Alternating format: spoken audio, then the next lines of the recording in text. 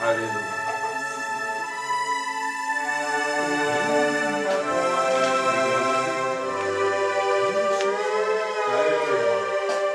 Il n'y a point de Dieu comme Jésus. Il n'y a point de Dieu comme Jésus. Il n'y a point de Dieu comme Jésus. Il n'y a point de Dieu comme Jésus. Il n'y a point. Il n'y a point de Dieu comme Jésus. Il n'y a point. Il n'y a point de Dieu comme Jésus. Il n'y a point de Dieu comme Jésus. Il n'y a point de Dieu comme Jésus. Je n'ai que toi, Seigneur, je n'ai que toi. Je n'ai que toi, Seigneur, je n'ai que toi. Je n'ai que toi, Seigneur, je n'ai que toi. Je n'ai que toi, Seigneur, je n'ai que toi.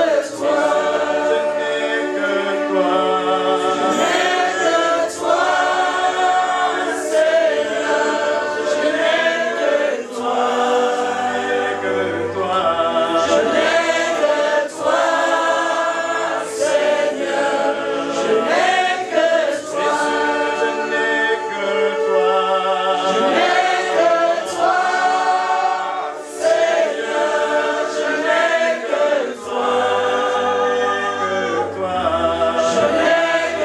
toi.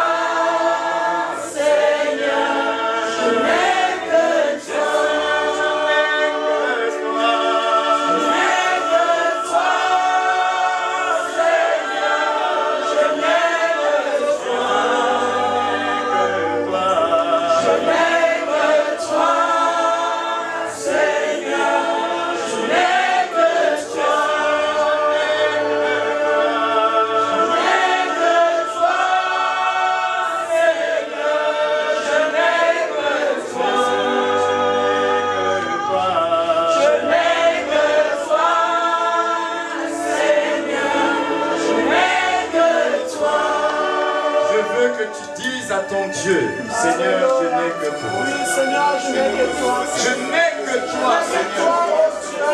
Je ne veux pas compter sur ma force. Je ne veux pas compter sur mon intelligence.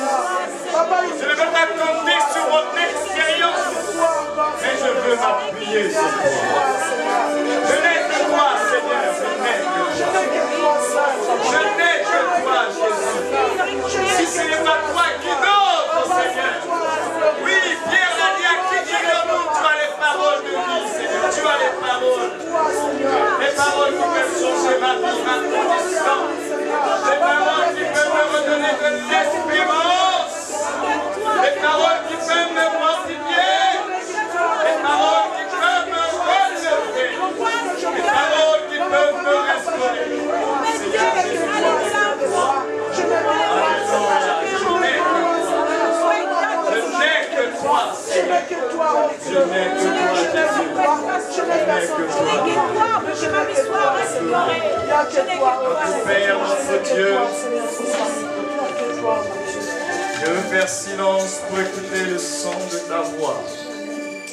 Parle, tes serviteurs écoutent. Notre Dieu, je ne suis qu'un serviteur inutile. Il y a certainement un homme et une femme qui est venu en ces lieux, non pas pour voir un homme, mais pour t'écouter parler à travers un homme. Dieu de mon salut, Dieu de mon espérance, réponds aux attentes, réponds aux besoins. Restaure celui qui en a besoin. Relève celui qui en a besoin. Encourage celui qui en a besoin.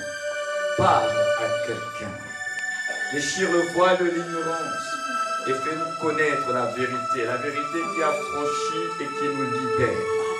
Nous avons besoin de toi et nous manifestons notre Dieu, notre besoin, encore une fois cet après-midi de toi, Seigneur, parce que nous pouvons réaliser encore une fois que tu es le cep et nous sommes les sarments.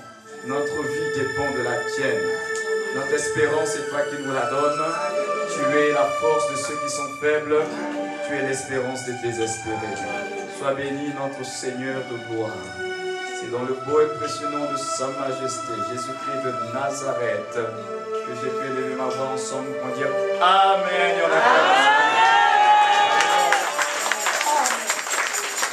Alors que ma que Dieu vous bénisse. J'aimerais que tu dises à ton voisin, Dieu a une préoccupation cet après-midi pour toi. Je vous assure, dis-le, Dieu a une préoccupation pour toi ce soir. Alors j'aimerais que justement mon frère Théo m'accompagnait toujours en string légèrement. Vous savez, la Bible nous dit que Dieu parle tantôt d'une manière, tantôt d'une autre. Mais c'est l'homme qui n'y prend point garde. J'aimerais te dire que la parole de Dieu, la Bible, elle est en image, elle est en symbole, elle est en signe. Tout à l'heure, j'ai beaucoup aimé ce qu'on a dit par rapport aux enfants, que assurément même à travers ce qui a été fait, Dieu pouvait parler. Oui, Dieu parle tantôt d'une manière, tantôt d'une autre. Et vous allez remarquer dans votre Bible que Dieu parle beaucoup en image. Dieu parle beaucoup en image, mais le problème c'est que nous ne saisissons pas toujours le message que Dieu veut faire passer. Tout à l'heure j'étais en train de méditer et je me disais, si Dieu a créé le monde, la création et tout ce qui va avec, c'était certainement pour nous enseigner des choses qui sont aussi spirituelles. Parce que vous savez, les choses spirituelles,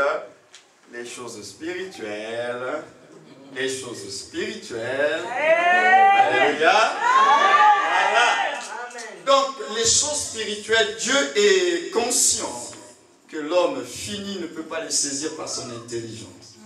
C'est pourquoi même lui-même, Jésus-Christ, parlait à travers des paraboles pour nous expliquer des vérités spirituelles à travers des faits d'actualité, des faits sociaux. Parce que l'homme ne peut saisir et comprendre les choses spirituelles si Dieu ne montre pas une image. Et la Bible est un livre en image. C'est pourquoi je disais tout à l'heure que tu dises à ton voisin, Dieu a une préoccupation pour toi aujourd'hui. J'aimerais que tu le redises encore une fois. Dieu a une préoccupation pour toi aujourd'hui. Et nous allons découvrir la préoccupation de Dieu. Alors nous sommes dans le livre du prophète Ésaïe chapitre 1. Ésaïe chapitre 1. Verset 2. Ésaïe le prophète, chapitre 1, le verset 2. La parole de Dieu déclare ceci: cieux, écoutez, terre, prête l'oreille, car l'Éternel parle. J'ai nourri et élevé des enfants, le bœuf connaît son possesseur, et l'âne la crèche de son maître. Je reprends. Cieux, écoutez, terre, prêtez l'oreille, car l'Éternel parle. J'ai nourri et élevé des enfants, mais ils se sont révoltés contre moi. Le bœuf connaît son possesseur, et l'âne la crèche de son maître. Israël ne connaît rien. Mon peuple n'a point d'intelligence. C'est un passage qui est très fort, mais nous lisons cela comme ça.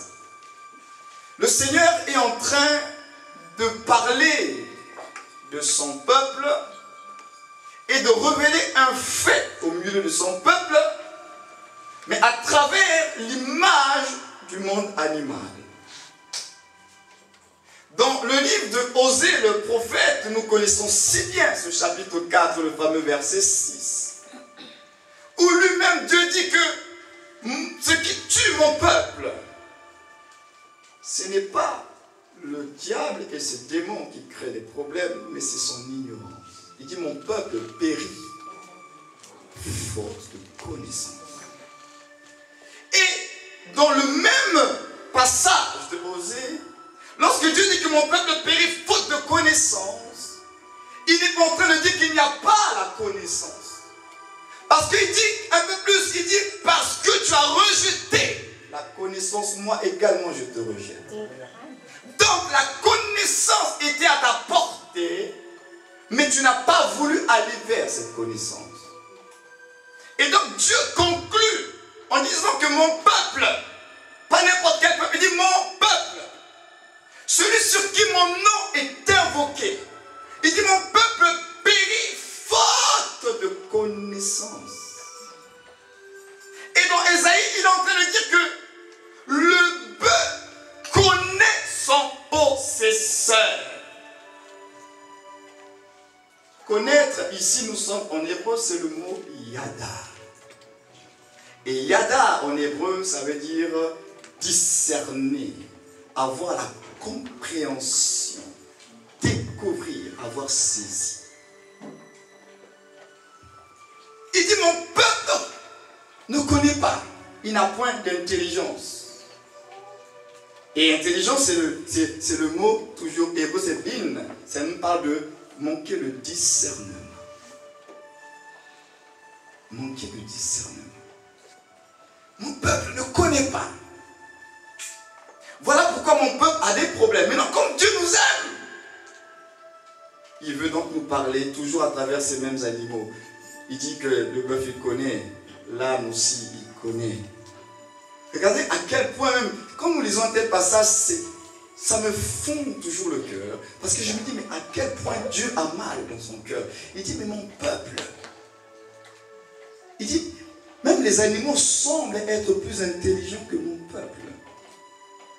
Même les animaux semblent comprendre les choses plus que mon peuple. C'est pourquoi j'aimerais que tu dises à ton voisin, puisque nous sommes en train de parler d'animaux, alors souviens-toi de l'hippopotame de Job, et c'est ce que nous allons partager ensemble. Souviens-toi de l'hippopotame de Job. Il y en a peut-être qui sont surpris, mais Job avait un hippopotame. Et on va découvrir l'hippopotame de Job.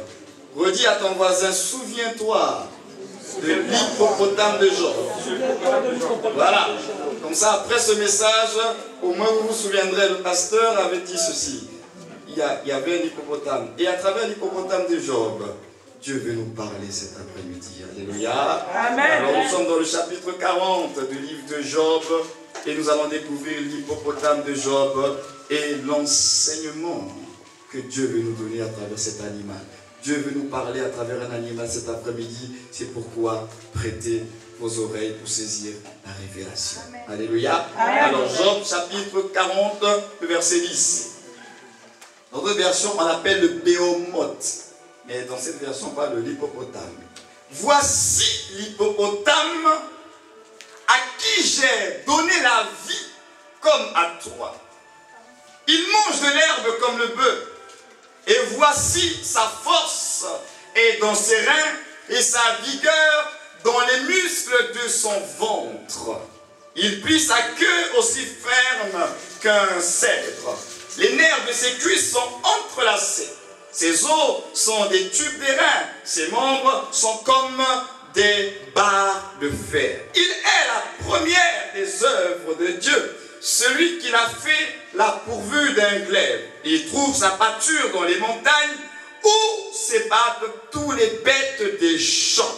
Il se couche sous les lotus au milieu des roseaux et des marécages. Les lotus le couvrent de leur ombre. Le sol du torrent l'environne. Que le fleuve vienne à déborder, il ne s'enfuit pas. Que le Jourdain se précipite dans sa gueule, il reste calme. Est-ce à force ouverte qu'on pourra le saisir? Est-ce au moyen de filet qu'on lui percera le nez? Point d'interrogation. Que le Seigneur bénisse sa parole. Amen. Le point d'interrogation ici, c'est Dieu lui-même qui le met parce que c'est Dieu qui parle à Job.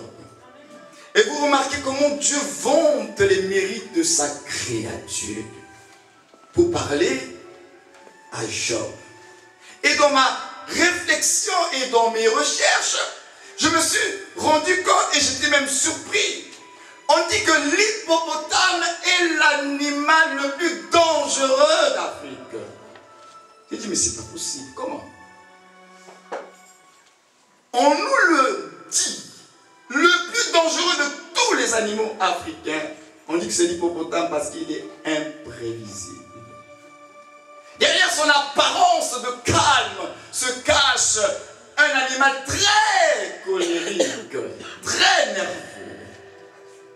On dit qu'il n'a même pas peur des autres animaux. Le placer le numéro 1, j'ai dit Seigneur, c'est pas possible. Mais oui, la science l'a placé classement numéro 1. Tous les animaux africains, conclusion, l'animal le plus dangereux, allez sur internet, vous allez voir qu'on va vous dire que c'est l'hippopotame. Mais pourtant, de par son apparence, on serait étonné qu'il soit l'animal le plus dangereux. Non seulement il est l'animal le plus dangereux, mais en plus il a une double vie. Il a une vie maritime et il a une vie terrestre. Il s'adapte dans les deux conditions de vie. Et j'ai été encore surpris qu'on me dise que l'hippopotame a la capacité, il voit dans l'eau et il entend aussi dans l'eau. Et il voit dans l'eau tranquillement et il entend tout ce qui se passe étant dans l'eau. J'ai dit, quel animal? Que Dieu lui-même vante les mérites pour dire que c'est lui.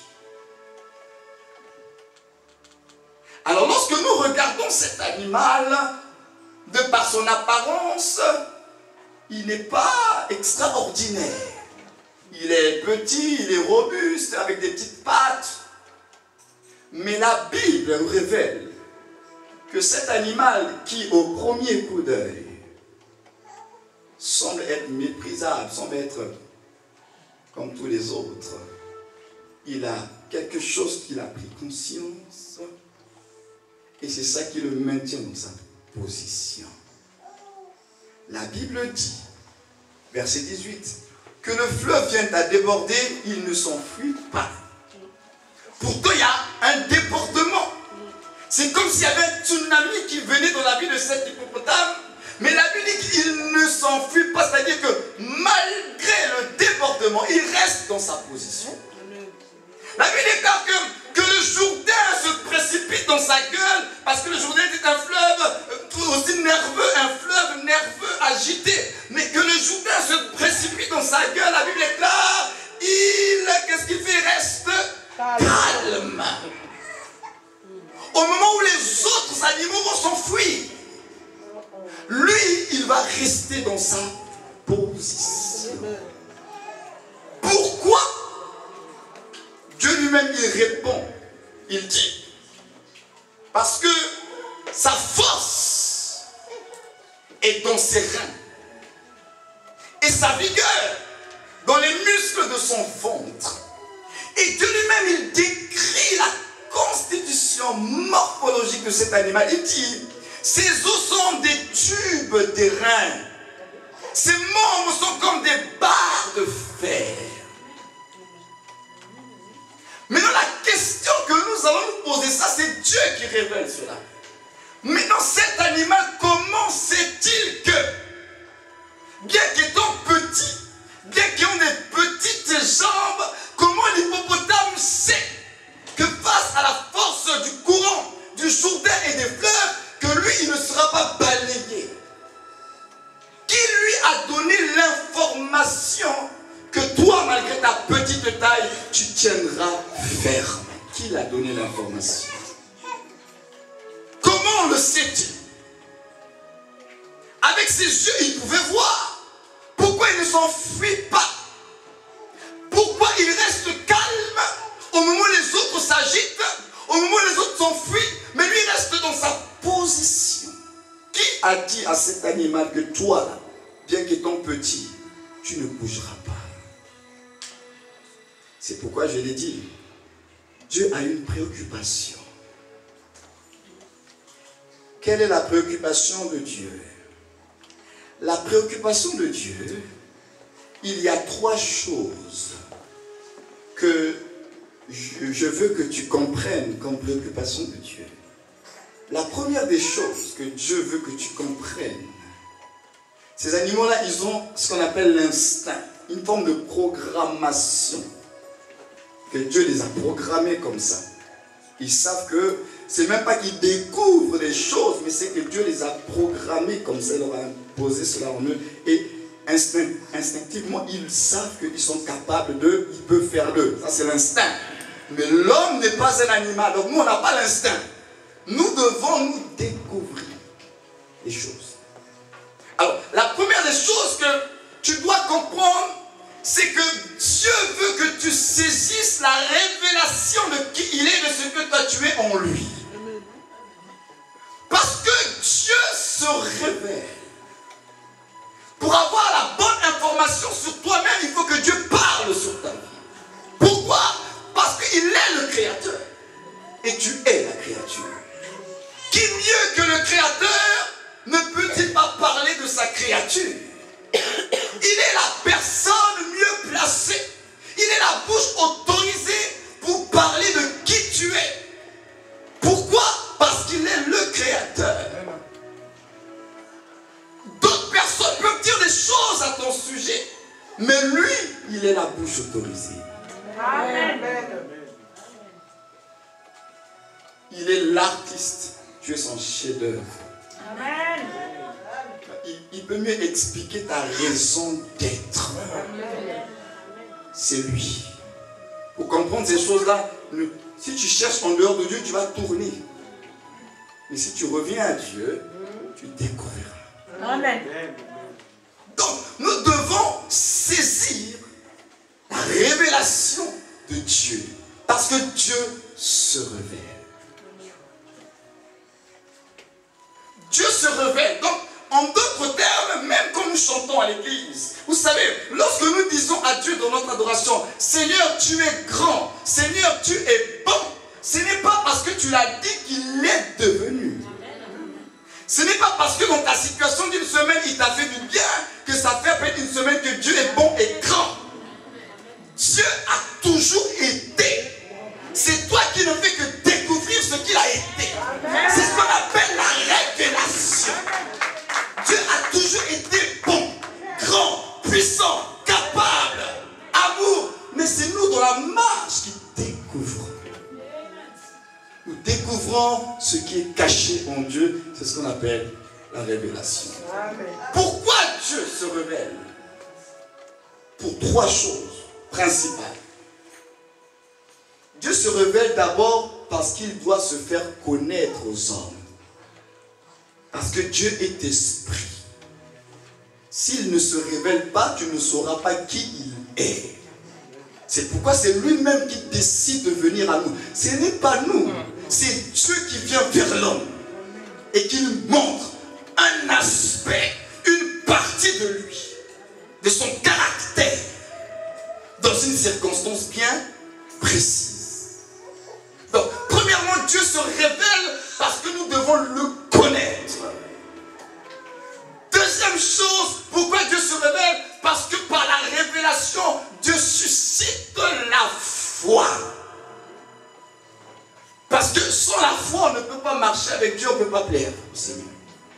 Donc, Dieu se révèle pour susciter la foi et la confiance en lui. Parce que Dieu ne peut pas vous demander de faire des choses au préalable sans qu'il se soit révélé à vous. Il n'est pas irresponsable. Lorsqu'il demande d'avoir la foi, c'est qu'il se réveille d'abord. Moïse ne peut pas partir comme ça en Égypte sans avoir reçu la révélation de Dieu.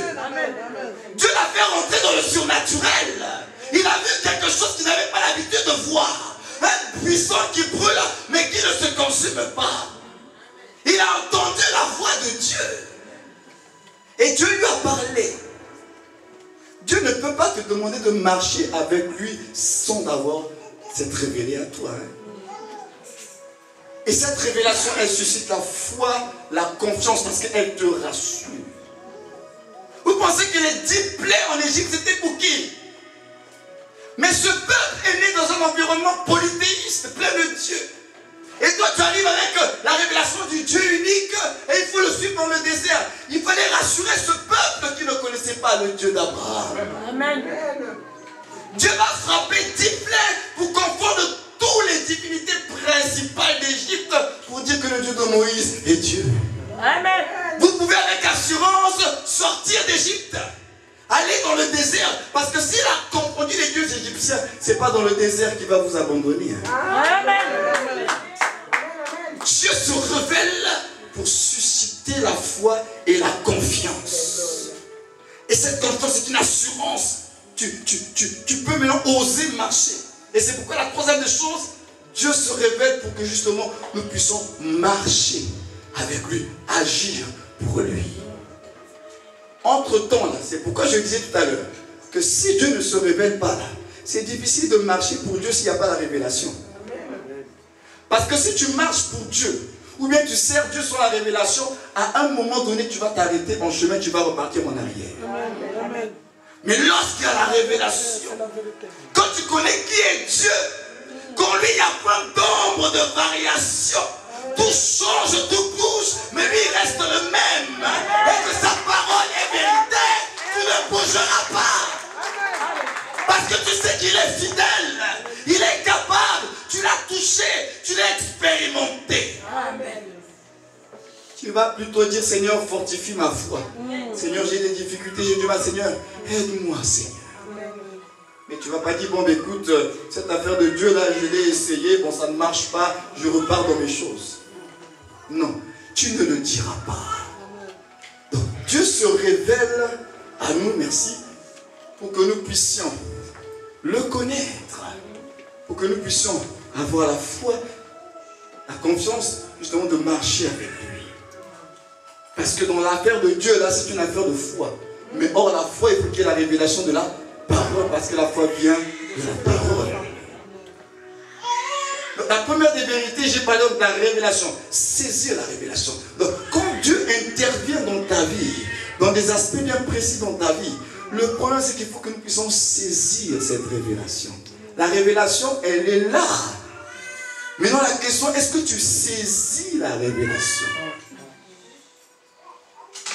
Le Messie était au milieu d'Israël. Il a manifesté tous les signes annoncés par les prophètes. Il a purifié les lépreux. Il a fait voir les aveugles. Il a fait entendre les sourds. Il a annoncé la bonne nouvelle du royaume. Mais malgré cela, Israël n'a pas reconnu en Christ le Messie. Voilà pourquoi ce jour-là, il sort de Jérusalem et il pleure. Jésus pleure sur Jérusalem parce que Jérusalem n'a pas connu, n'a pas saisi le temps de sa visitation. Il pleure, il dit, mais si tu avais connu le temps de ta visitation, le peuple n'a pas connu. C'est pourquoi la révélation de Dieu, il faut la saisir. Amen. Et Dieu se révèle. Deuxième chose, il y a la révélation qu'il faut saisir. Et si réellement tu as saisi la révélation, la deuxième des choses qui préoccupe le cœur de Dieu pour que tu comprennes, mais non, tu dois, qu'est-ce que tu dois faire? Il faut qu'il y ait une prise de conscience. Prendre conscience de cette vérité que tu as découverte.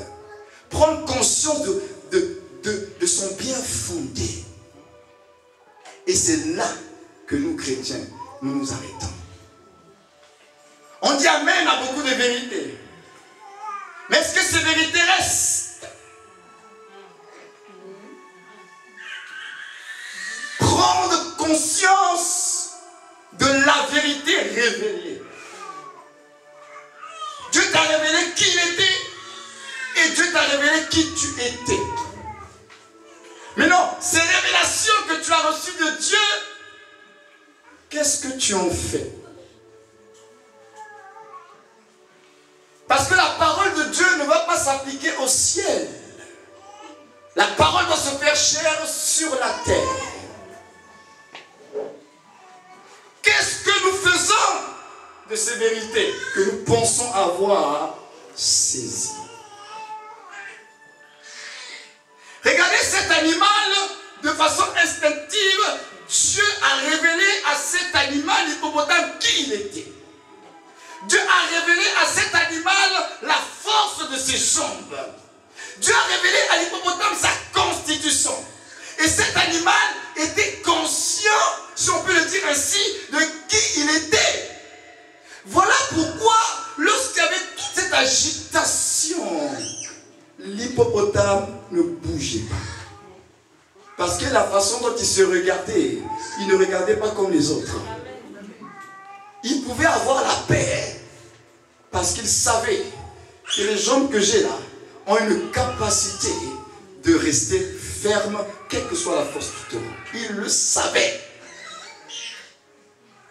Même si ça venait avec toute agitation, il savait qu'il ne bougera pas. Question, est-ce que tu sais qui tu es en Christ? Parce que nous vivons dans un monde où il y a l'adversité. Nous vivons dans un monde où il y a les difficultés. Nous vivons dans un monde où il y a les problèmes. Nous vivons dans un monde où il y a des menaces, il y a l'intimidation. Mais nous qui sommes enfants de Dieu là, est-ce que nous savons réellement ce que cela veut dire? Parce que lorsque le chrétien a cru, lorsqu'on a cru, Dieu ne nous a pas envoyé directement au ciel, hein, il nous laisse sur la terre. Sur la terre, il y a des ténèbres. Sur la terre, il y a l'opposition. Sur la terre, il y a des difficultés. Sur la terre, il y a des menaces. Il y a tout ce que nous connaissons. Dieu nous laisse là. Il nous laisse là. Alors qu'il aurait pu nous envoyer directement au ciel. Il nous laisse là. Hein. Pourquoi? Le livre est le manuel qui révèle qui nous sommes, quel est notre potentiel, c'est-à-dire notre capacité, ce qu'on est capable de faire, comment Dieu nous regarde, c'est dans le livre. Un simple animal avait une prise de conscience de son identité. La problématique de la vie chrétienne, mes amis, c'est une affaire d'identité. On ne comprend pas toujours qui on est. C'est pourquoi le diable, profitant de notre ignorance, il nous malmène. On ne souffre pas parce que c'est les démons qui nous attaquent, c'est parce qu'on est ignorant. On ne sait pas. Même le monde dit qu'il faut... L'ignorance est un mal qu'il faut éviter. Parce que lorsque tu ne sais pas, quand tu es ignorant, celui qui sait que tu ne sais pas là, il va te piétiner, il va te manipuler, tu vas souffrir. Et ta souffrance, c'est dû à ton ignorance. Pas parce que la personne elle est méchante, elle profite d'une porte, la porte de l'ignorance. C'est pourquoi le Seigneur dit, mon peuple périt, faute de connaissance. Il ne sait pas, il ne veut pas savoir. Il ne veut pas faire un effort d'analyser, de réfléchir. Non. On est là seulement en train de dire Amen et Amen et Amen et Amen. Mais on ne prend pas le temps après de réfléchir, mais en réalité, ça voulait dire quoi? Parce que nos Amen dans nos églises, là, quelque part, c'est juste des émotions. Hein? Mais je vous assure, quelque part, parce qu'on est aussi habitué dans nos églises, on aime dire Amen. Le prédicateur dit Amen, on dit Amen. Non, à un moment donné, c'est bien de le dire, mais il faut aussi réfléchir. Parce qu'Amen, ça veut dire c'est la vérité. Et si c'est la vérité, est-ce que tu as compris cette vérité? Prends le temps de réfléchir. Prendre conscience. Troisième chose. Après la prise de conscience de ces vérités que vous découvrez. Troisième chose. Dieu maintenant, il attend de nous les attitudes qu'il faut. Parce que tu ne peux pas dire que tu as pris conscience de la vérité et ne pas agir en conséquence. Il faut maintenant travailler les attitudes. Et le grand problème de la chrétienté, c'est là. Et c'est là que Dieu aussi nous garde. Parce qu'à travers les épreuves et les difficultés, il veut voir l'attitude. C'est-à-dire ta manière de te comporter et d'être face à la situation. Tu fais comment? Tu fuis ou bien tu restes? Tu paniques ou bien tu restes dans le calme? C'est ça le problème des attitudes et qui nous tue, nos chrétiens, aujourd'hui. On confesse des paroles, on proclame des paroles, mais quand les difficultés arrivent, nous nous comportons comment?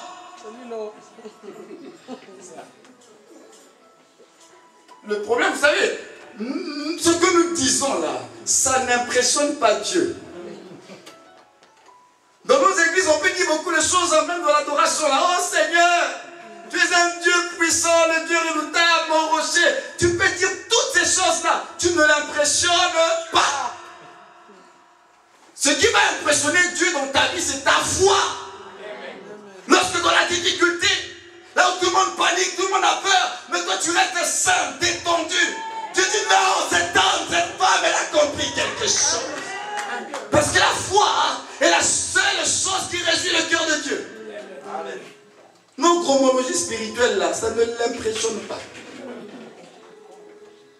Ce qui l'impressionne, c'est la foi. Et la foi, ce n'est pas des longs discours, hein. C'est une attitude. Amen. Et ta foi se mesure dans les différentes épreuves dans lesquelles tu te trouves. Hein. Amen. Parce que c'est dans les épreuves de nos vies que ta foi trouve toute son expression. Amen. Quand tout va bien, là, tu peux dire que tu as la foi. Hein. On va vérifier comment. Comment on va vérifier? Dites-moi un peu. Vous vérifiez fournaise ardente. Vous vérifiez dans le Jourdain. Vous vérifiez dans la prison. Vous vérifiez dans tous les problèmes. Tu fais comment? Tu maudis Dieu?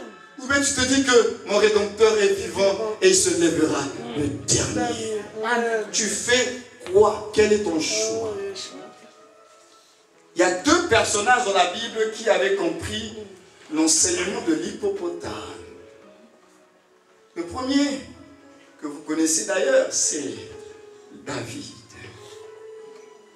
David. Regardez le petit David, le fils d'Isaïe. David se retrouve face à Goliath. Israël est devant Goliath. Qui est devant Goliath? Un peuple pas comme les autres, un peuple d'alliance. Qui est devant Goliath? Un peuple qui connaît le vrai Dieu. Qui est son héritage. Les Philistins envoient leur champion, toute une nation a peur d'un homme. Vous avez vu sa taille? Vous avez vu? Vous avez vu? Merci. Vous avez vu? Vous avez vu? Et David arrive parce qu'il avait compris justement la révélation de Dieu. David arrive. Vous savez, un homme qui a compris la révélation de Dieu, hein, il ne voit pas comme tout le monde voit. David arrive, tout le monde voit Goliath, tout le monde a peur. David arrive, il voit Goliath, mais ça ne crée en lui aucun sentiment de crainte et de peur. Alors que les autres étaient formés à la guerre depuis leur jeunesse, hein, lui n'était qu'un simple berger. Il arrive, tranquillement, Goliath vient défier l'armée d'Israël. David il dit, écoute, il pose la question, mais ça va se passer comment? Celui qui va tuer ce Philistin. David va affronter Goliath. Et il vient affronter Goliath. Saül lui donne son armure. David ne se sent pas à l'aise avec l'armure de Saül. David finalement, donc il enlève cette armure. Il va juste prendre un bâton, s'il vous plaît. Un bâton. Et des pierres. Quelle assurance il avait, David. Un petit enfant comme ça, là, devant un géant qui fait trembler toute une armée. Toi, tu viens avec un bâton et des pierres. Et Goliath, finalement, a l'impression que justement David ne peut pas prendre un chien. Il vient avec moi qu'un bâton de pierre. Mais oui, la vision de David, il ne voyait pas Goliath comme les autres, justement. Il a pris les armes en fonction de ce qu'il voyait. Pour lui, d'estimer qu'il ne va pas faire beaucoup d'efforts. Il ne va pas beaucoup transpirer. Il a pris les armes qu'il fallait. Parce que la vision qu'il avait de la situation, elle était différente. Pourquoi? Et nous découvrons dans le discours de David, quand il parle à Saül, il dit, quand ton serviteur paissait le troupeau de son père. Il dit, quand un ours venait, quand un lion venait, je me précipitais et je lui arrachais de sa gueule. Et il précise, il dit, le Dieu, donc il lui a donné la capacité d'arracher, d'affronter, de frapper les ours et les lions. Il dit, c'est le même Dieu qui lui donnera la capacité de terrasser Goliath. Donc, David avait saisi la révélation. Dieu s'était révélé à lui quand il gardait les brebis de son père. Dieu a révélé en lui que malgré ta petite taille, ton corps chétif, je peux te donner la force qui te permettra de terrasser un ours et un lion. Vous avez déjà vu un lion comment il est? Hein? Vous avez déjà vu un lion? Rien qu'à le voir, il vous fait peur. Maintenant, lui, le petit garçon là, devant un lion, il va le tuer, l'égorger, le frapper. Comment? Si ce n'est une action surnaturelle dans sa vie. Vous avez vu un ours, comment ça se présente un ours? Et puis la Bible ne nous présente pas des adversaires, des petits adversaires. C'était quand même un lion et un ours. Hein? Et David dit que c'est Dieu qui lui a donné la capacité de les terrasser. Donc David avait une révélation de son Dieu face à l'adversité qui pouvait lui donner la force. C'est pourquoi face à Goliath, David avait cette même assurance. D'où je vous ai dit, la révélation de qui est Dieu et de ce que vous êtes, qui vous amène donc ça suscite en vous la foi, la confiance et qui développe en vous des attitudes. David avait compris ces trois choses. Il avait une assurance, une confiance en Dieu, pas en lui. Hein. Il aurait pu dire que je suis capable, je suis fort. Je me suis entraîné dans les déserts. Il dit non. Il dit de la même manière que Dieu lui a donné la force de terrasser les ours et les lions. Le même Dieu lui donnera la force de terrasser Goliath. Il s'appuie sur Dieu. David avait compris. Il n'a pas regardé à lui-même. Il n'a pas regardé à la taille de Goliath. C'est sûr que 1 Jean 4,4, c'est vrai qu'à l'époque ce n'était pas encore là. Mais s'il faut faire comme un film, hein, ça devait circuler là. 1 Jean 4,4. Celui qui est en vous est plus fort, plus grand que celui qui est dans le monde. Amen. Et David savait qui était en lui, qui était avec lui, qui le soutenait, qui marchait avec lui. Il savait qu'il n'était pas seul. David savait. Les hommes pouvaient le voir seul, mais David savait qu'il marchait avec un grand Dieu. Il a eu la bonne attitude face à Goliath. Et sa foi, Dieu l'a honoré. Et il a terrassé le géant. Un autre personnage, nous avons Élisée. Dans une très belle histoire, la Bible nous rapporte que l'homme de Dieu était sur la montagne en train de méditer certainement. Et puis, l'armée de Syrie va venir entourer la montagne. Et le serviteur d'Élisée, Géasi, va courir vers son maître. Il dit, maître, nous sommes encerclés. Qu'est-ce que nous allons devenir? Il panique, le serviteur. Vous vous rendez compte, c'était comme le serviteur d'Élisée. Hein? Mais il n'avait pas la même foi qu'Élisée. Pourquoi? Ils n'avaient pas la même révélation. Alors, Élisée, il est tranquille. La Bible dit le juste ne craint pas les mauvaises nouvelles. Élisée reçoit une nouvelle qui n'est pas bonne. Ils sont entourés.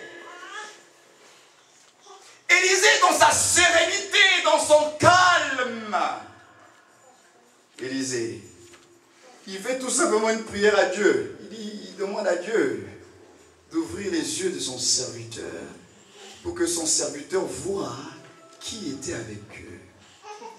Dieu exauce la prière d'Élisée, il ouvre les yeux de Géasi et il voit autour d'eux, il y avait une montagne pleine de chars de feu. Donc, Élisée dit à son serviteur, ceux qui sont avec nous là, ils sont plus nombreux que ceux qui sont contre nous. Amen. Élisée avait pris conscience d'une vérité spirituelle que son serviteur d'un prophète, pas n'importe lequel, celui qui avait la double portion de l'esprit d'Élie quand même. Élisée était tranquille et serein parce qu'il savait qu'il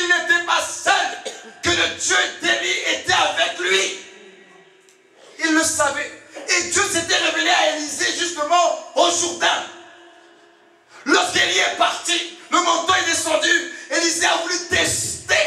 Est-ce que ce Dieu-là est réellement avec moi ou pas? Alors Élisée, il a pris le manteau d'Élie. Il a testé parce que si ça ne marchait pas, c'est qu'Élie avait menti. Il prend le manteau devant le Jourdain. Il frappe le manteau. Le Jourdain dit, mais où est le Dieu d'Élie? Et quand il frappe comme ça, le Jourdain s'ouvre en deux. Dieu était avec Élisée. Il le savait. Question. Est-ce que tu sais que Dieu est avec toi? Amen. Jésus n'a-t-il pas dit que je serai avec vous tous les jours jusqu'à la fin du monde? Est-ce que tu prends conscience de ces vérités? Vous voulez quoi d'autre? Qu'est-ce que vous voulez d'autre? Qu'est-ce que vous voulez d'autre? Il a dit que je suis avec vous. Et en plus de cela, il nous a donné son esprit et sa parole. Vous voulez encore qu'il vous donne quoi? Ce que nous sommes en lui. Nous sommes enfants de Dieu. Notre identité a changé. Nous sommes passés de la créature, nous sommes devenus enfants de Dieu. Fils, filles de Dieu. Nous appartenons à la famille de Dieu. Nous appartenons au royaume de Dieu. Notre patrie, c'est le royaume des cieux. Est-ce que ces vérités, nous les comprenons? Est-ce que tu t'es déjà posé la question, ça veut dire quoi être enfant de quelqu'un? Ce sont des choses simples.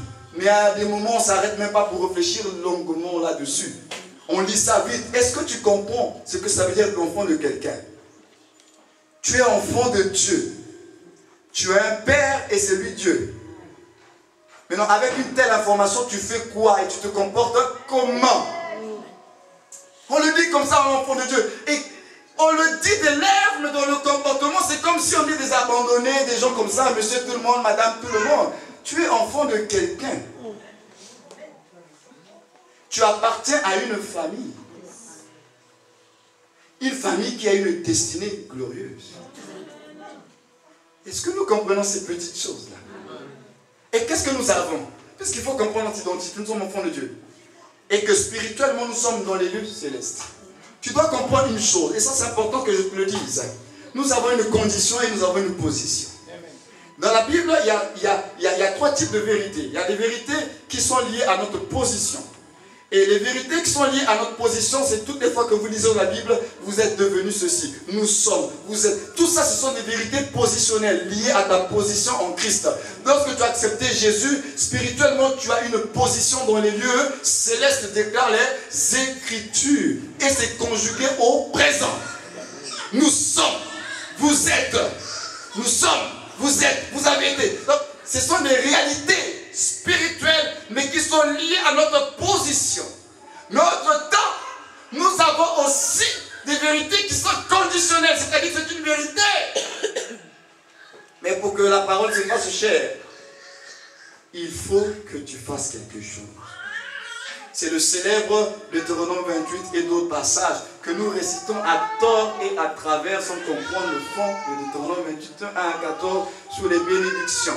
Vous serez la tête et non la queue. C'est la vérité, mais elle est conditionnelle.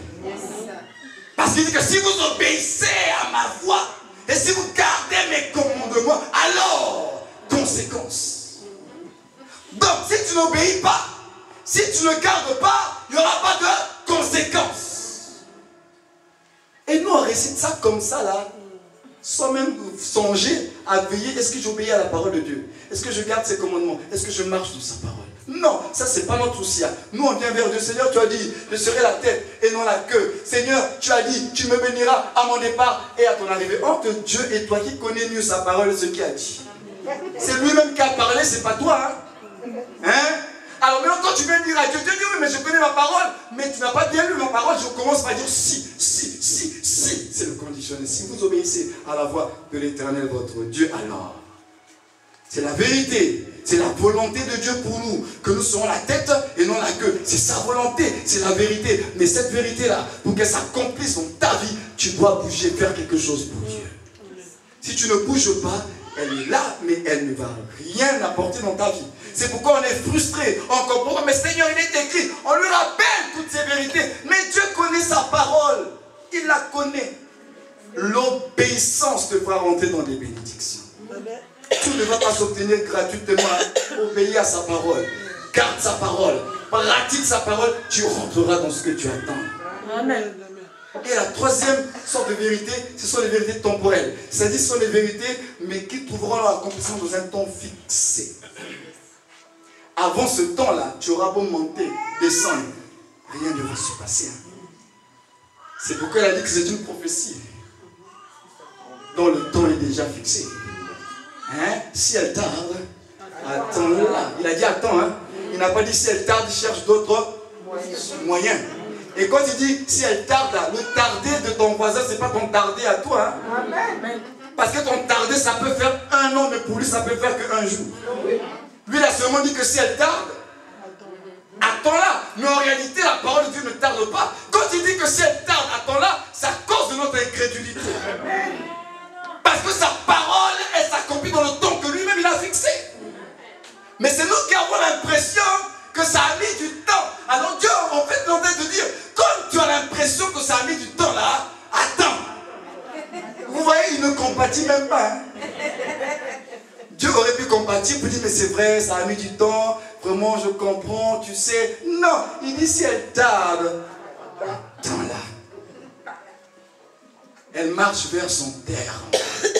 Et elle s'accomplira certainement. Et ces vérités-là, ces promesses-là que vous avez reçues du Seigneur, elles s'accompliront dans le temps fixé. Amen. Et le temps fixé, Dieu peut te le révéler comme Dieu peut te le cacher. Parce que Dieu est souverain. Le temps fixé, il peut te révéler. Hein? Regardez dans la vie d'Abraham, c'est ce qu'il a fait. Au début de la vie d'Abraham, Dieu ne révèle pas le temps fixé. Il dit seulement à Abraham, quitte la maison de ton père. Va vers le pays que je te montrerai. Tu seras le père d'une multitude. Sarah est ta femme, ton frère, ton enfant. Il lui dit des choses, mais Dieu n'a pas révélé le temps fixé. Parce que je vous assure, s'il avait dit à Abraham, c'est après 25 ans. Je ne sais pas si Abraham allait quitter le pays de ses ancêtres. Parce que dans notre raisonnement humain, c'est trop 25 ans. Déjà, même quand ça fait 1 mois là, que tu traverses des moments difficiles, regarde dans quel état tu es. Hein? Mais non, 25 ans, on te dit à toi, ça va mettre 25 ans pour que tu vois. Tu dis non, si c'est comme ça, je cherche des solutions ailleurs. Parce que 25 ans, c'est trop. Dieu ne dit pas à Abraham que ça va faire 25 ans. Il dit seulement quitte, tu vas devenir. Mais le devenir là, il n'a pas fixé le temps. Abraham est parti. Et les années vont passer. Hein. Mais ce qui est bien avec Dieu, c'est quand les années passent là, Dieu, il faut continuer à faire des choses dans nos vies. Même si la chose qu'il fait, c'est parce que tu attends, mais il fait quand même des choses. C'est pourquoi personne ici pourra dire que Dieu ne fait pas dans sa vie. Nous savons tout ce qu'il fait, à commencer par le souffle de vie qui renouvelle chaque année. Maintenant, la chose que tu attends là, hein, ça fait des années que tu attends là. Ça, c'est ton Isaac. Mais en parallèle, Dieu a donné à Abraham les richesses, la gloire, la renommée, des victoires militaires. Mais Isaac ne venait toujours pas. C'est la chose qu'Abraham avait besoin. Mais en tout temps, Dieu a quand même donné les autres choses. Ben, la chose que tu es en train d'attendre, Dieu est conscient de cela. Mais apprends à dénombrer, compter les petites choses qu'il fait en parallèle dans ta vie. Et un esprit de reconnaissance. Alors, et c'est vers la fin, quand il y a ce problème encore d'enfants, d'héritage et tout ça, Dieu dit à Abraham, il passe à travers ces personnages qui arrivent. Il dit, bon, l'année prochaine, là Dieu fixe le temps. Il dit, l'année prochaine, à la même époque, Sarah, ta femme, elle va te donner un nom. Il dit l'année prochaine, là Dieu devient plus précis. Mais quand il a parlé au départ, Dieu n'a pas donné la précision. Il a seulement dit, vas-y, c'est parti. La foi va faire tout le reste. Mais Dieu dit, l'année prochaine, Sarah, ton enfant t'aura un fils. Dieu a fixé le temps. Donc c'est pour dire qu'il y a plusieurs vérités dans la parole de Dieu. Maintenant, il faut le discernement. Si Élisée a gardé son attitude, et là je vais terminer par là, c'est parce qu'il y a une parole que nous allons lire ensemble dans Ecclésiaste. J'aime bien cette parole. Ecclésiaste, chapitre 10, si je ne me trompe pas. Oui, c'est ça, Ecclésiaste chapitre 10, verset 4. La Bible, j'aime bien cette parole. La Bible déclare ceci, si l'esprit de celui qui domine s'élève contre toi, ne quitte pas ta place,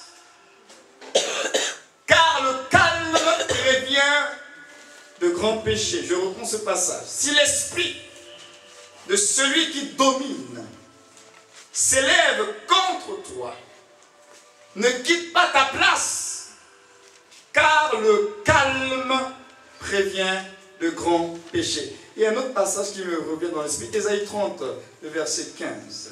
Ésaïe 30, le verset 15, ça va dans le même sens. Ésaïe 30, verset 15 déclare ceci: car ainsi a parlé le Seigneur, l'Éternel, le Saint d'Israël. C'est dans la tranquillité et le repos que sera votre salut.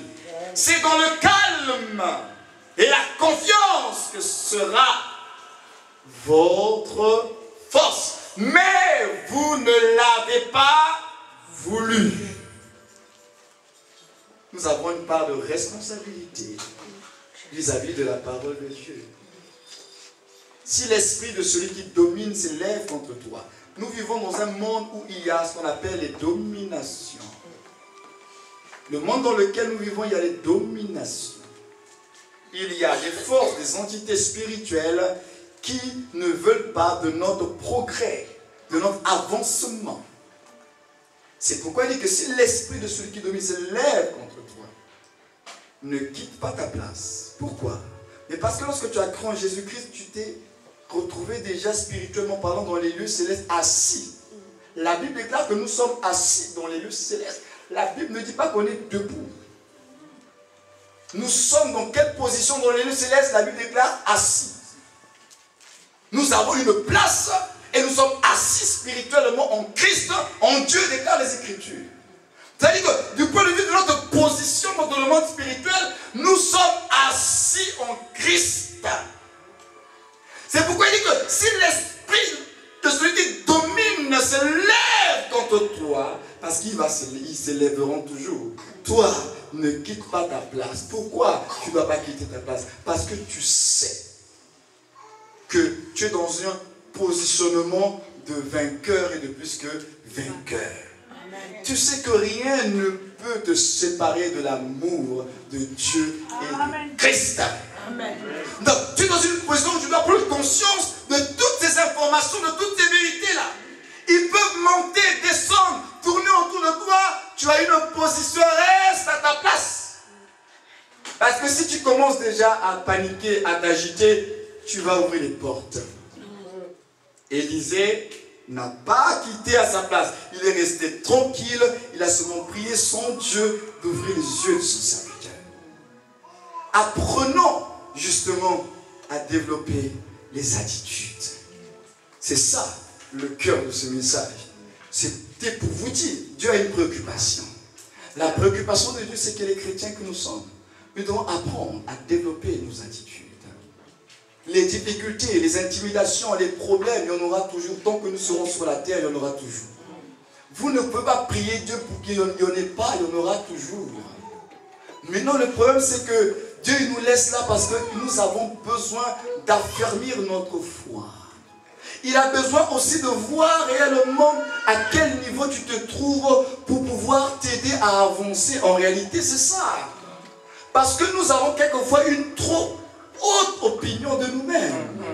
Dieu est obligé de nous créer certaines situations dans nos vies pour voir, pour que toi-même tu prennes conscience à quel niveau tu te trouves avec lui.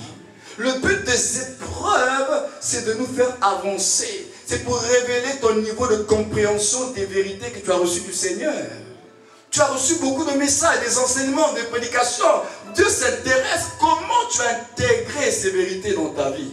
C'est pourquoi, lorsque tu reçois beaucoup de messages, Dieu permet des situations dans ta vie. Et toi, tu ne discernes pas que Dieu permet ces situations parce qu'il veut voir l'état de ta foi.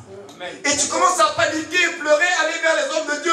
Je ne comprends pas ma vie. Non, un chrétien ne doit pas dire qu'il ne comprend pas sa vie. Un chrétien, c'est une personne qui doit discerner les circonstances de sa vie. Qui est derrière cela? Si c'est l'ennemi et que tu as plus conscience de ton autorité, tu sais ce qu'il faut faire face à l'ennemi. Mais si ce n'est pas l'ennemi, que c'est Dieu, là aussi tu dois comprendre que Dieu attend quelque chose lorsqu'il t'éprouve.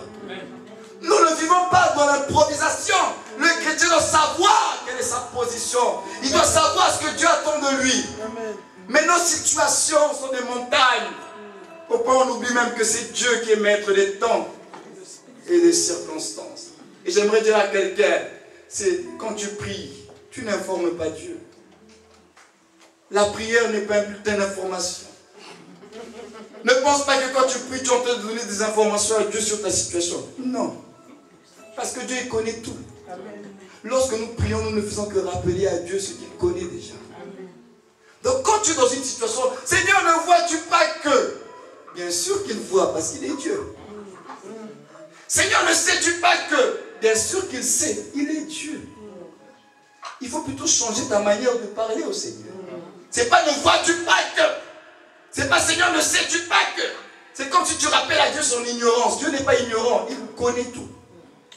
C'est plutôt, Seigneur, si cela vient de toi, fortifie-moi. Seigneur, je ne veux pas échouer. Je veux avoir des attitudes qu'il faut pour t'honorer à travers ma vie. C'est ça l'attitude. Et si ça ne vient pas de toi, Seigneur, alors tu prends ton autorité. La Bible déclare qu'il nous a donné le pouvoir de marcher sur toutes les puissances. Et rien ne pourra nous nuire. Tu marches sur la puissance avec foi. Tu dis, c'est pas possible, je suis un enfant de Dieu, l'enfant du roi, et ces choses arrivent. Non, je ne lâche pas l'affaire. La vie chrétienne est une affaire d'attitude. À un moment donné, il faut arrêter avec tout notre bruit là. Hein? Il faut qu'on commence à muscler, développer nos attitudes. Quelles que soient les situations que nous traversons. Souvenez-vous de l'hippopotame de Job. Cet animal avait conscience. Cet animal savait ce qu'il avait reçu. Cet animal connaissait la force de ses jambes. Cet animal ne se laissait pas effrayer par n'importe quoi. Parce qu'il savait.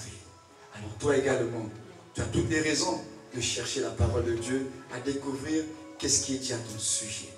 Parce que seul le Créateur a défini comment doit fonctionner sa créature. Assurément, Dieu a des choses là-dedans qui te concernent. Et quand tu auras saisi ces vérités, ça va affecter ta vie et ta foi. Et ça va développer en toi des attitudes. C'est pas du jour au lendemain. Hein? C'est pas forcément qu'aujourd'hui, le Jourdain est arrivé dans ta vie et que tu as fui, que tu ne seras pas capable de ne pas faire face à cette situation. Hein? Si la première fois le Jourdain de tes problèmes est arrivé, là, tu as fui à 5 mètres, ne te décourage pas. La prochaine fois, ça va revenir. Tu prends un peu plus confiance en toi. Au lieu de fuir à 5 mètres, bon, tu as fui à 2 mètres. Quelque part, il y a du progrès. Une autre fois, ça va arriver. Tu fuis, mais cette fois-ci, au lieu que ce soit à 2 mètres, tu as 1 mètre. Ne te décourage pas. Pour Dieu, tu progresses.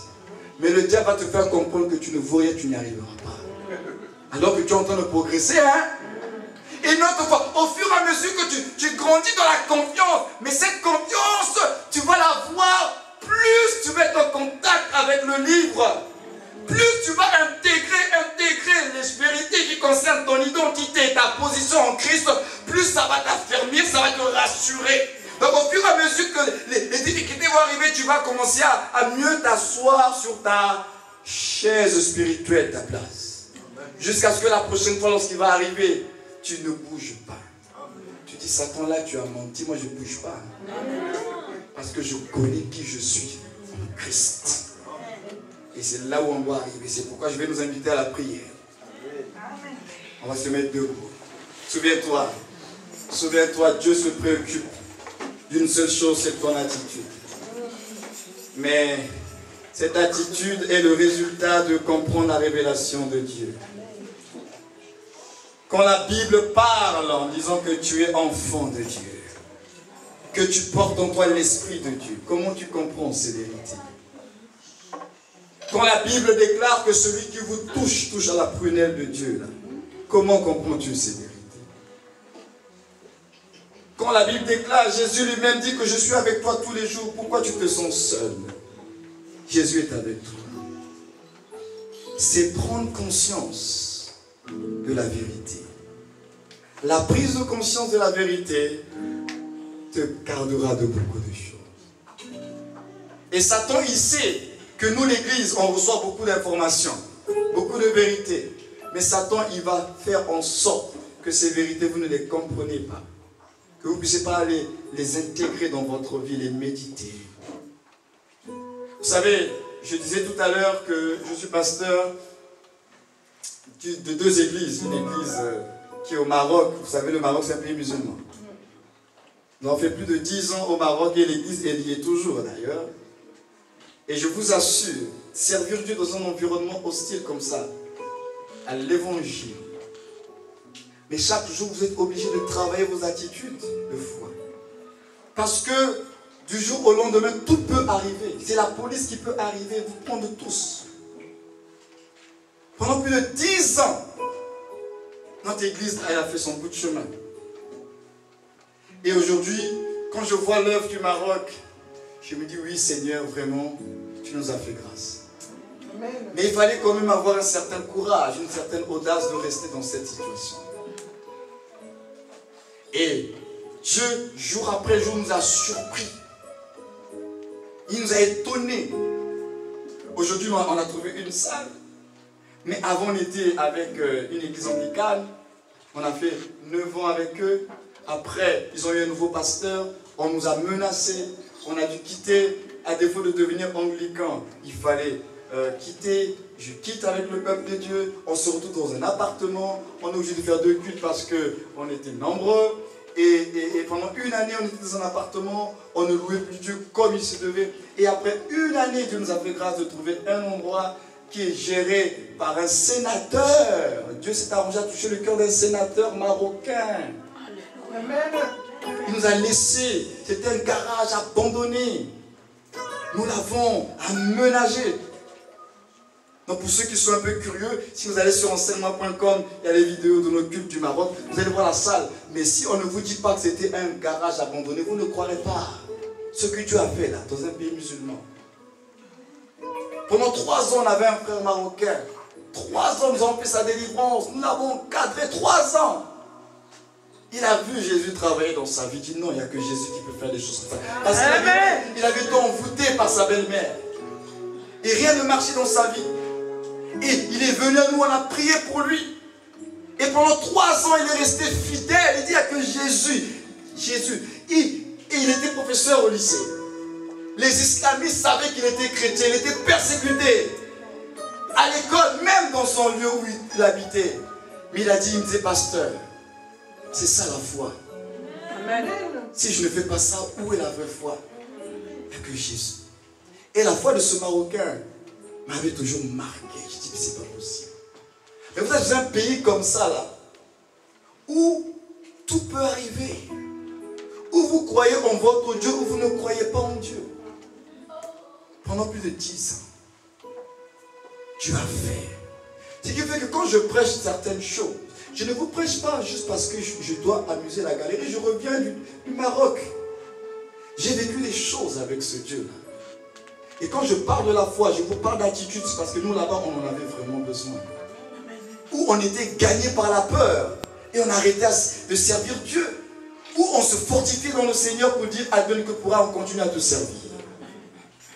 Donc, pour ceux qui reviennent de ces pays arabes, vous savez que ce n'est pas facile. Mais si c'est un appel, Dieu t'a appelé là-bas, tu fais comment? Tu es obligé. C'est pourquoi je vous encourage. La vie chrétienne n'est pas une vie facile. Pourquoi elle n'est pas facile? Parce que sur la terre, Satan et ses agents travaillent sur la terre. Et leur but, c'est de nous rendre la vie difficile. Mais non, face à tous leurs mauvais plans, Dieu nous a donné une chose importante, c'est la foi. Mais que nous développerons par sa parole. Plus tu découvres la vérité, vous connaîtrez la vérité, elle vous affranchira de la peur, de la crainte, du mensonge, elle vous affranchira. C'est la parole qui libère. Et quand vous saisissez la parole de Dieu, et que vous marchez avec cette parole, Dieu honore sa parole. Dieu honore sa parole.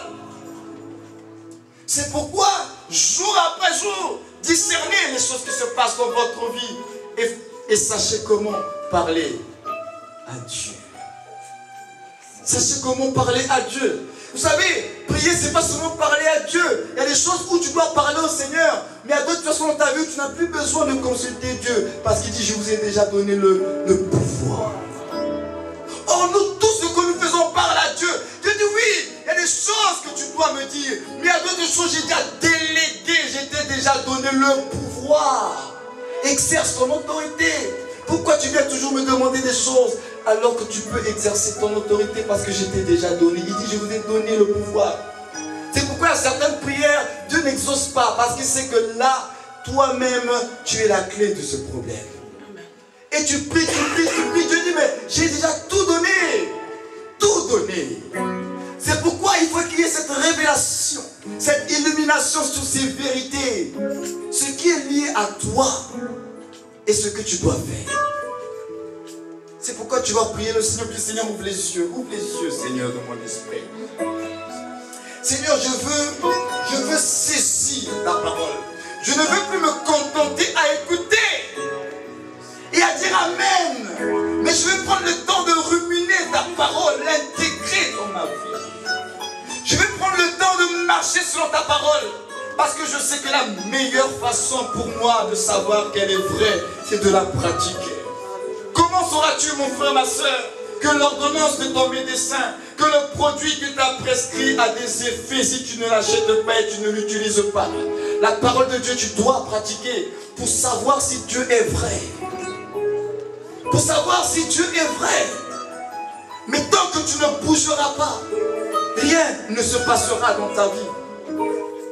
Fais le premier pas de la foi, Dieu t'accompagnera dans le reste. Mais il te demande qu'une seule chose, c'est de faire le premier pas. Un seul pas. Un seul pas. Que tu oses seulement lui faire confiance. Que tu dises que Dieu est capable.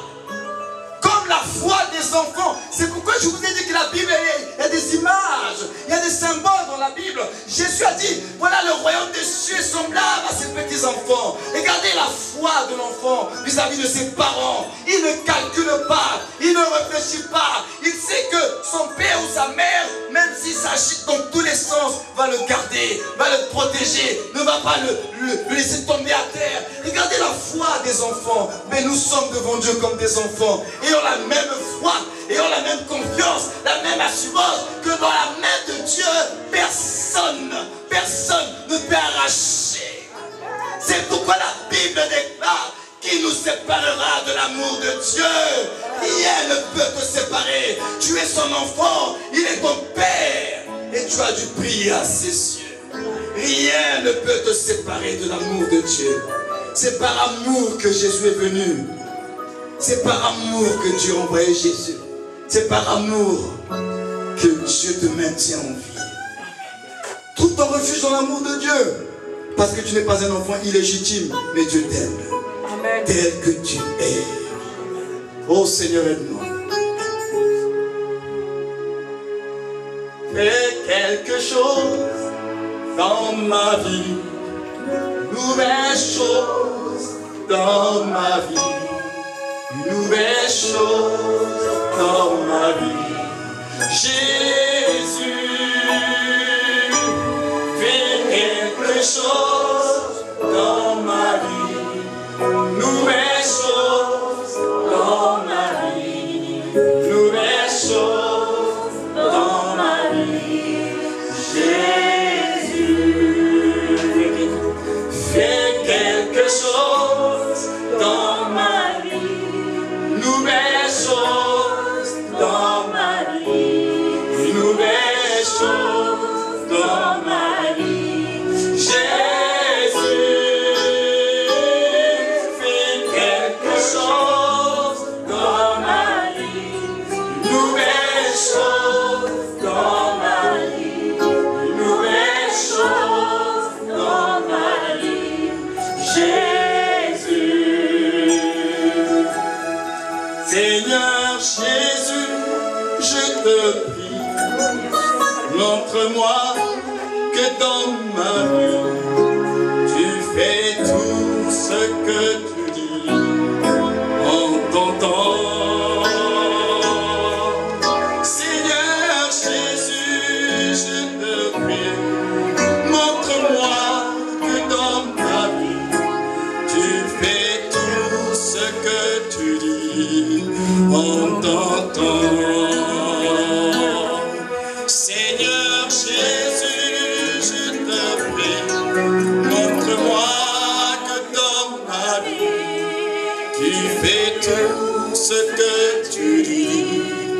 demande ton temps.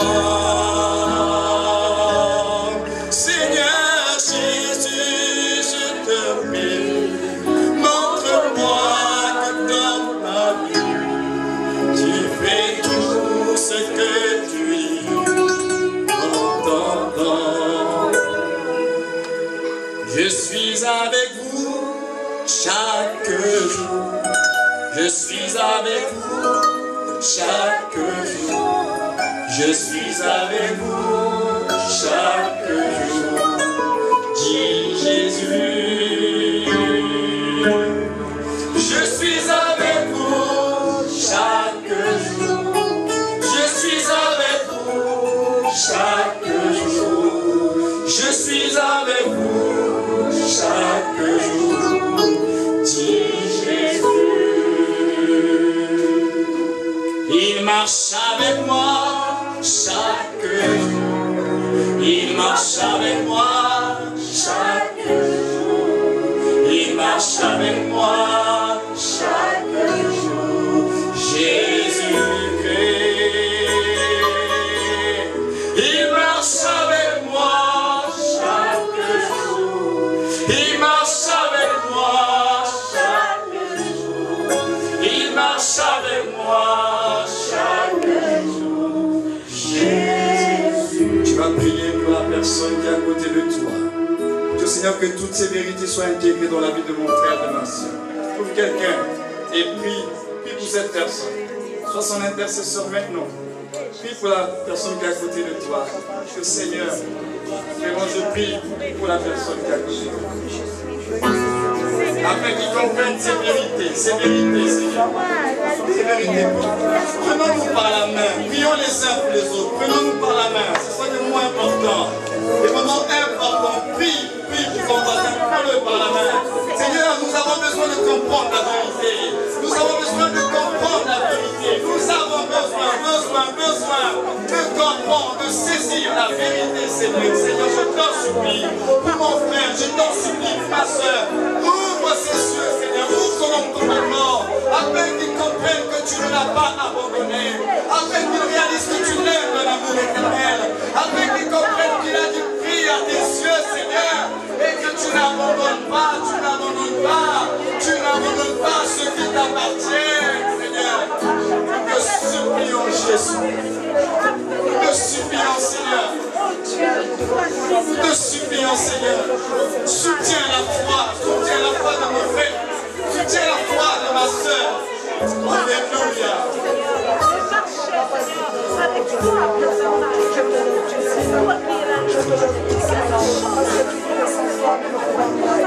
Sans toi, nous ne pouvons pas. Sans toi, nous ne pouvons pas, papa. C'est toi encore autour de moi, papa. Oh, merci encore.